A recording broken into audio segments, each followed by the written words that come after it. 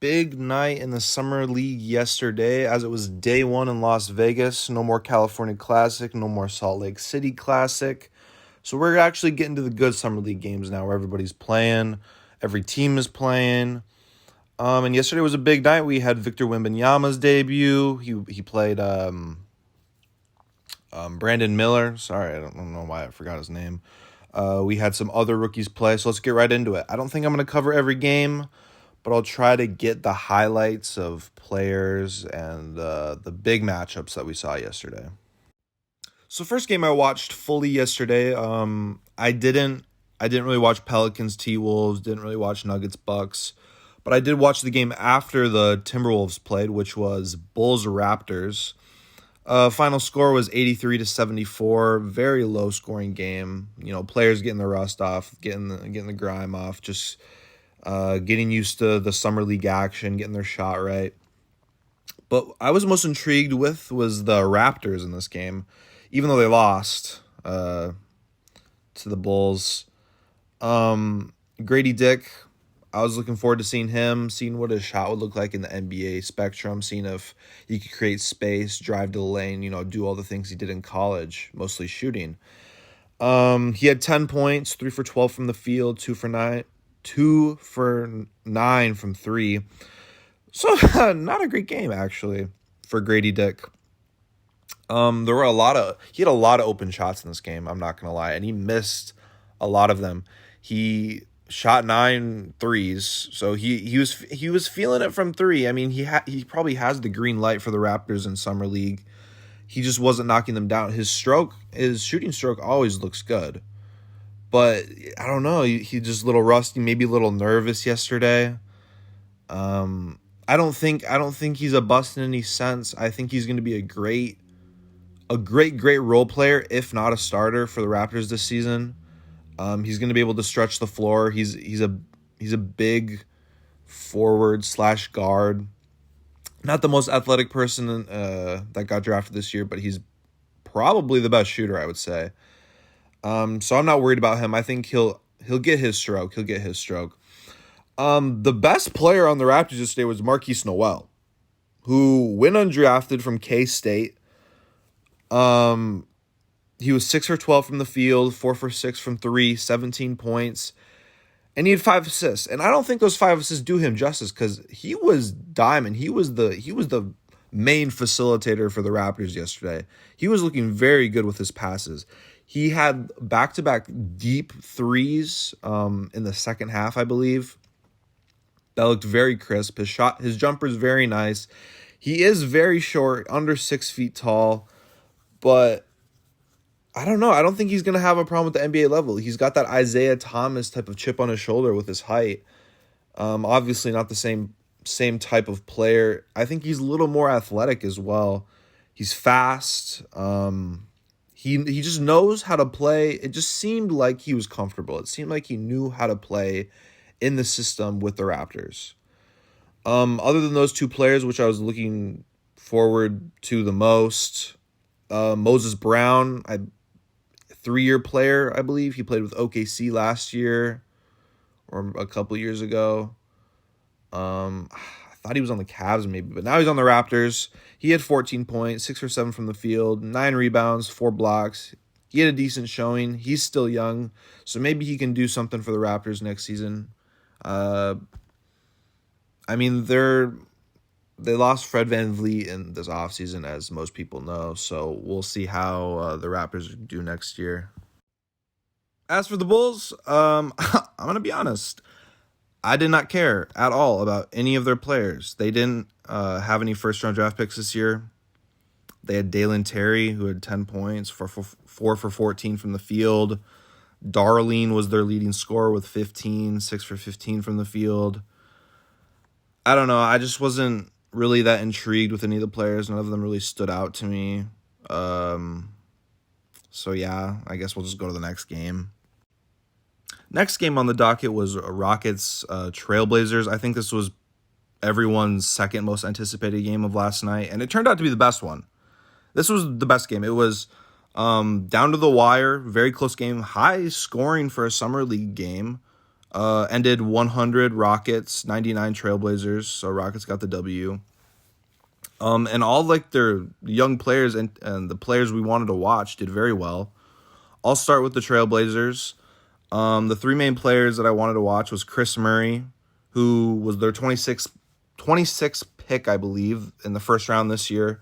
Twin brother of Keegan Murray, as everyone knows. He shot 4 for 9 from the field, 2 for 6 from 3, had 10 points. He's a big corner 3 specialist. I think all of his threes were in one of the corners at least. He made 2 of them. He played all right. He looks like a solid role player. Then the main player that I wanted to see was Scoot Henderson, because I've been very high on Scoot. I think he's going to be better than Brandon Miller. I think he might be the best player in the draft. Obviously, Victor Wembanyama has the most talent and the most upside, obviously, with his height and his shooting and his versatility. But Scoot Henderson he's very fast. He's very strong. He showed his jumper yesterday. He started off very hot in the game. I think he made all 5 of his 5 for 13 at the beginning of the game.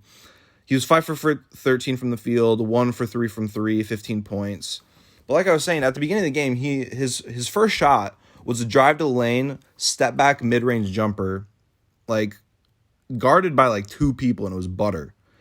And then he had a 3, I believe. He had some fast break 2s. He had a very athletic reverse layup at one point in the first quarter. He ended with 6 assists. He looked good on distributing. He looked comfortable in the first half. Second half, he didn't get as much playing time. He played the whole first quarter, by the way.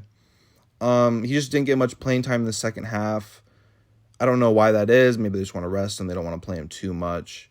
He had 5 rebounds. He just looked very athletic. He looked very strong. It wasn't the best showing, not the best field percentage later on in the game, but at the beginning of the game, he looked very solid. Their highest scorer yesterday was Shaedon Sharpe, first-round draft pick from last year, who at the end of the year last year played very well.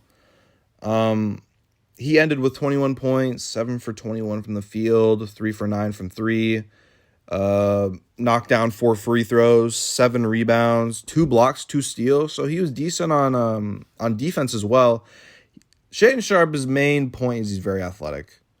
You can even tell that he's athletic on the 3-pointers he shot. There were like his 3-pointers that he shot were at the beginning of the game as well. He played 32 minutes, so he played a lot of the game. But he was doing sidestep threes. He was doing step back threes. He was doing heavily contested threes, but it didn't really matter because when he shoots his jumper, he jumps so high that no one can really contest it. So if he can just get that more consistent, he's going to be super deadly. And now that Dame's most likely gone, obviously hasn't been traded yet, so we have to see what's going to happen. But Scoot Henderson and Shaedon Sharpe, yeah, they're playing in the Summer League, but that's the Trailblazers' future right now, along with Chris Murray. That's their future.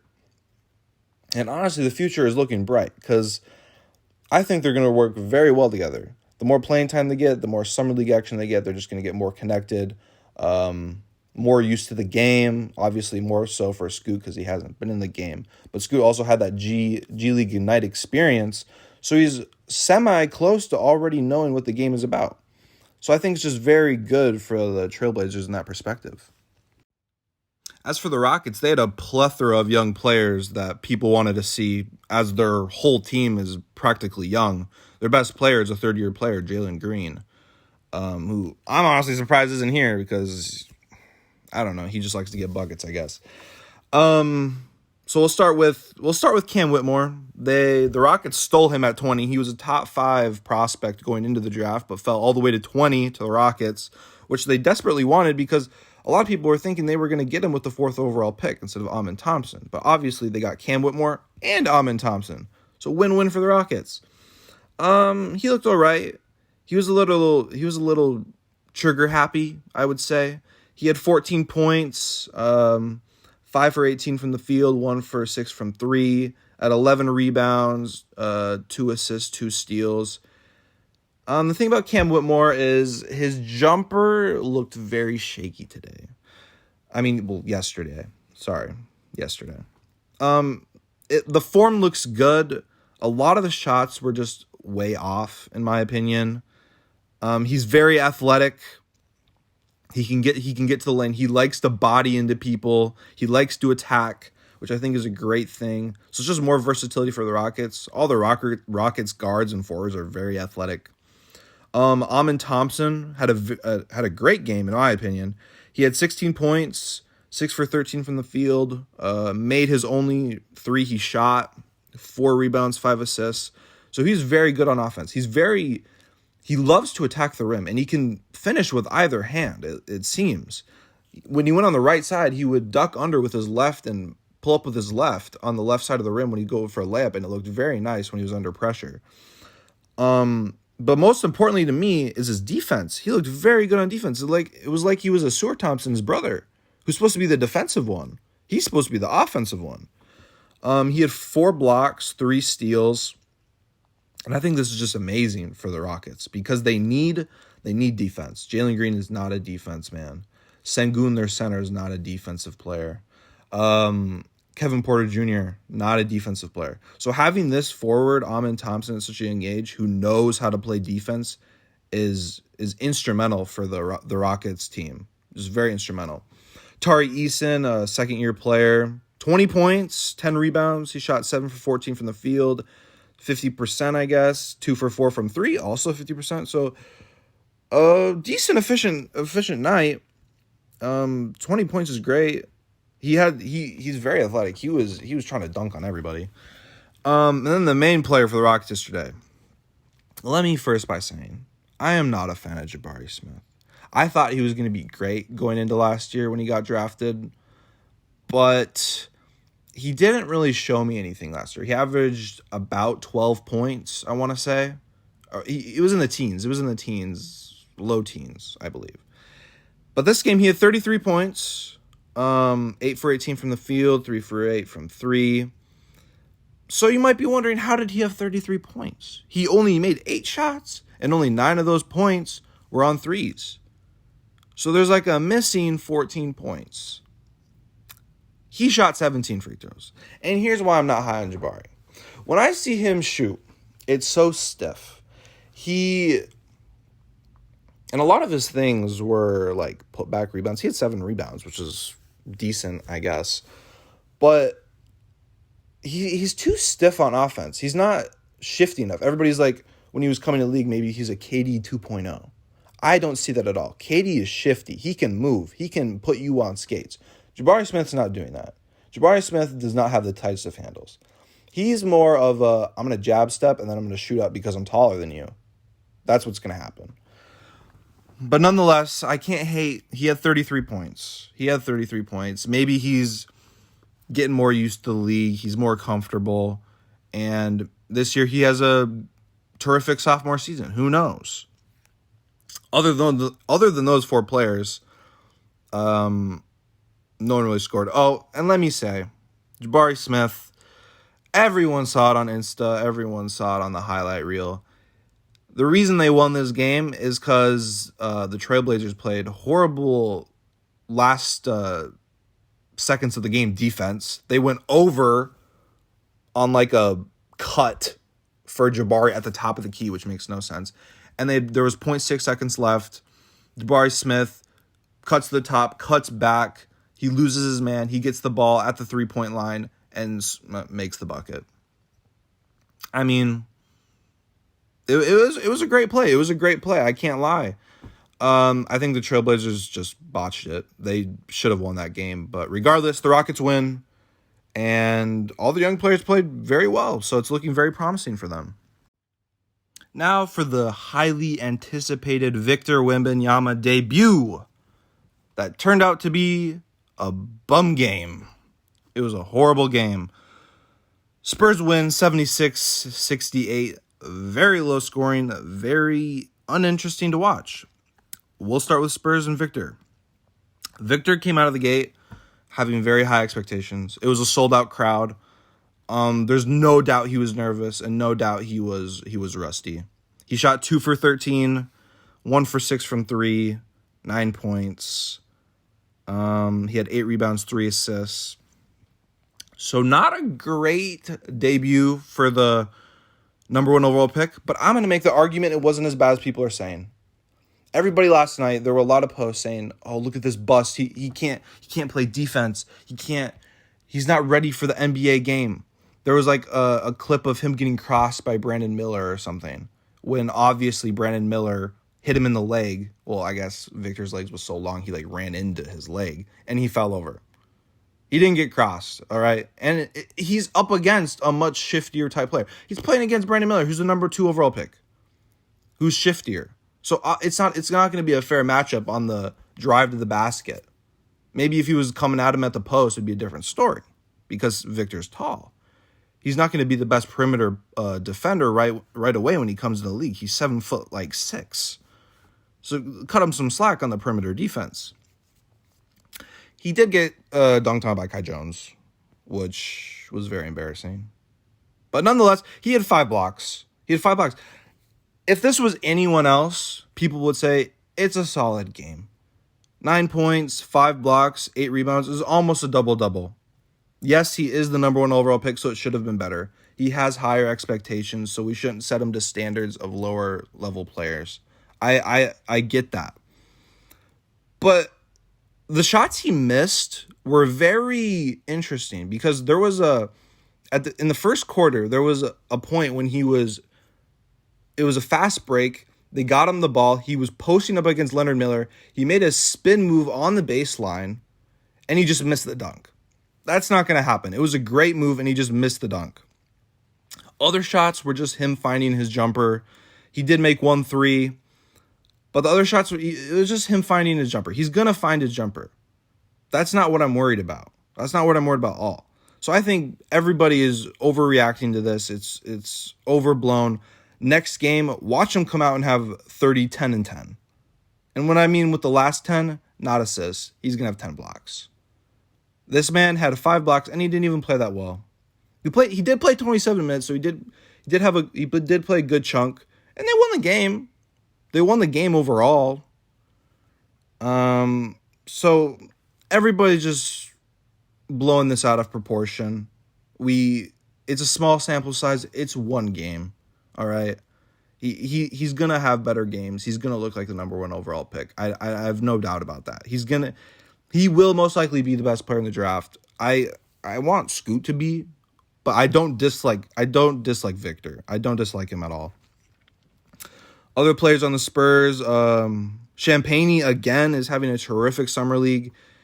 He had 20 points, 7 for 15 from the field, 4 for 10 from 3, 8 rebounds, 6 assists. He just looks like he wants minutes next year. He looks like he wants to be a very good rotational type player. I don't know if he's going to start. I mean, why not? I don't know who else is on the Spurs besides like Trey Jones. But he's looking like he wants to get minutes. Malachi Branham is looking like he will have a great sophomore season. He had a great rookie season, just not a lot of people heard about him because the Spurs were so terrible and everybody was focusing on them tanking for Wemby. But he had a terrific rookie season last year. He had 17 points this game, 6 for 16 from the field, 4 for 7 from 3. So great 3-point field goal percentage, 5 rebounds, 3 assists. Another player on the Spurs that I'm high on is Barlow. I've said in the past 2 videos I've made, he has a terrific build like Jaden McDaniels. I'm a broken record when it comes to that, but I'll probably say it more. He had 9 rebounds, 4 assists. The starters for the Spurs were the only people who scored. They had 5 bench points. 5 bench points. And it's not like they didn't play their bench. Stevenson and Kisoko had over 20 minutes each. But they only had 5 bench points. I mean, it was mostly a Wemby show. But don't overblow it. Victor's going to have a good game to come. Just wait. And as for Brandon Miller and the Hornets, they looked horrible. They only scored 68 points. A little more bad than the Spurs, who also looked horrible. Brandon Miller, 16 points, 5 for 15 from the field, 3 for 10 from 3, 11 rebounds. When I was watching the game yesterday, it seemed like Brandon Miller shoots the same exact shot every time. Like, there's no There's no versatility in his shooting. In the second half, he got a little more comfortable, I feel, and he went for more attacking and like mid-range and stuff like that. But in the first half, he was shooting the same exact three every single time. It was coming off like a curl from a screen, someone passing him the ball, and he just goes up and shoots it. Or he just gets it at the top of key and shoots it. Like there was no dribbling, there was no like hezzy, there's no jab. It was just he shoots it. And I mean, he made 3 of them. He looked good, as most people are saying. He put Victor in skates. I tend to disagree, but you can believe what you want. He had 3 steals. He's very tenacious on defense, but he does get a lot of fouls. He had 5 fouls this game. I think in a past game that they played in this, I forgot if they played in the California Classic or Salt Lake, but he had 7 fouls in one of his games. But I like that he was shooting this game. Because one of the past games, he didn't shoot. He shot like 4 shots. This game, he shot 15 shots. I don't care that you missed 10. It's the summer league. And your main point of why you were drafted is because you're a shooter. So shoot. I like that. Nick Smith Jr., 2 for 10 from the field. Not a great showing. Not much to say about that. James Bouknight was their second leading scorer of the starters. McGowan's off the bench was their second leading scorer of the game, who had 15. Bouknight had 14. Overall, the Hornets just have looked horrible. They're 0 for 3 in the Summer League, including last week. So their Summer League team just looks horrible, and they should be a lot better. I was looking forward to see James Nagy, and when I was watching the game, it was funny, because I'm like, where's James Nagy? They haven't played him the whole Summer League. But as I was saying that, he was out there. And it's crazy because he didn't do anything. He had 7 rebounds, and that's the only stat he has. That's the only stat he has besides 1 turnover and 2 fouls. He didn't have any points, no assists, no blocks, no steals. He was basically a ghost out there besides getting rebounds.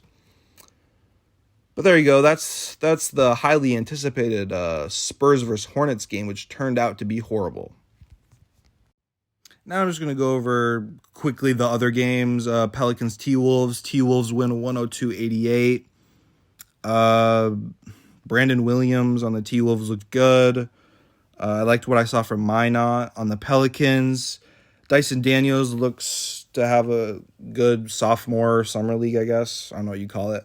Their 14th overall pick, Jordan Hawkins. He played decent with 16, 6 for 15 from the field, 3 for 10 from 3. Bucks Nuggets. Bucks win 92-85. Marshawn Beauchamp also looking like to have a good sophomore season. He had 23 points, 9 for 18 from the field, 2 for 7 from 3. Nico Mannion played for the Bucks yesterday. 16 points, 7 for 14 from the field.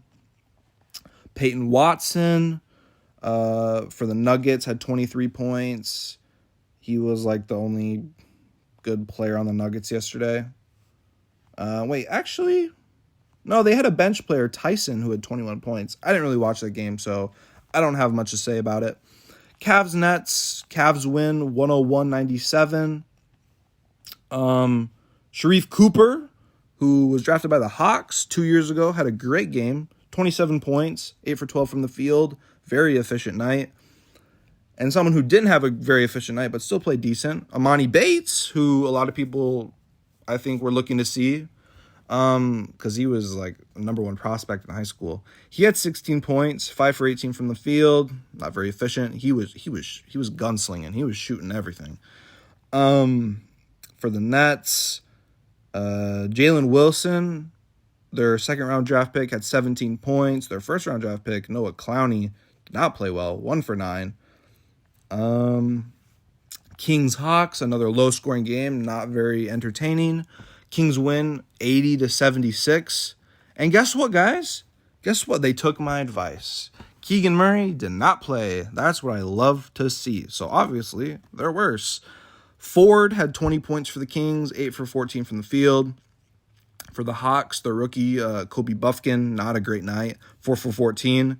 Their second-year player coming into their second year, Adrian Griffin, is that what it is? Griffin, 4 for 14 as well. Had 12 points. He just made a couple more threes than Kobe Buffkin. It was just not a good game. Brady Manick was the best player for the Hawks yesterday. North Carolina legend. Also Oklahoma legend. Had 17 points, 6 for 11 from the field, 5 for 10 from 3. Then the last game of the night was Warriors-Lakers. Lakers win 103-96. Santos for the Warriors had 25 points, 9 for 15 from the field. Brandon Podziemski, who I liked last week, 3 for 10, not very good night. He gets a lot of rebounds for a guard. He had 11 rebounds. He's the leading rebounder of the game.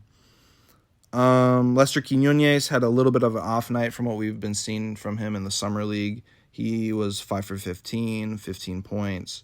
For the Lakers, Max Christie, second-year player, 22 points. Cole Swider, 19. I didn't watch this game at all. So that's what happened yesterday. Main point of the video, it's been one game for Victor. It's been one game for all of these players. So don't take this sample size as a huge consideration to what they're going to be producing in the future. So more games today, a lot more games this weekend. I'll be making another video, I guess, soon.